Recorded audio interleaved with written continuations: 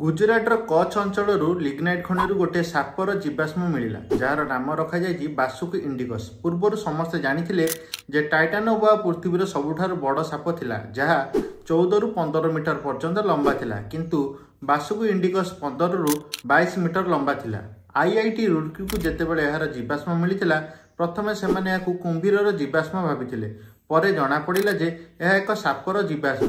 किंतु एही साप एते बड़ हैला किपरि? एहार दुईटी प्रमुख कारण रही। प्रथमटी हेउची खाद्य श्रृंखल। 45 मिलियन वर्ष पूर्वे एही साप खाद्य श्रृंखलर शीर्षरे थिला, जहा फଳରେ एही साप समस्त को खाई परिबो किंतु आकु केही खाई परिबे नाही। द्वितीय कारणटी हेउची पृथ्वीर जलवायु। साप गोटे थंडा रक्तधारी प्राणी जहाकु बंची रहिबा पई उष्म जलवायु आवश्यक।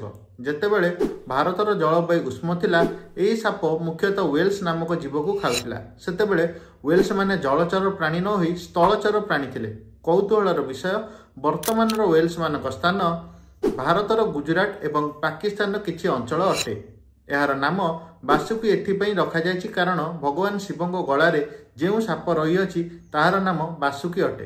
भारतरू यह सापटी को आविष्कार करा जायतिबारु एहाकु बासुकी इंडिकस कुहा जाय। वीडियोटी भल लगिथिले वीडियो को लाइक करंतु, कमेंट करंतु एवं निज सांग मानक सहित शेयर करंतु। जय जगन्नाथ।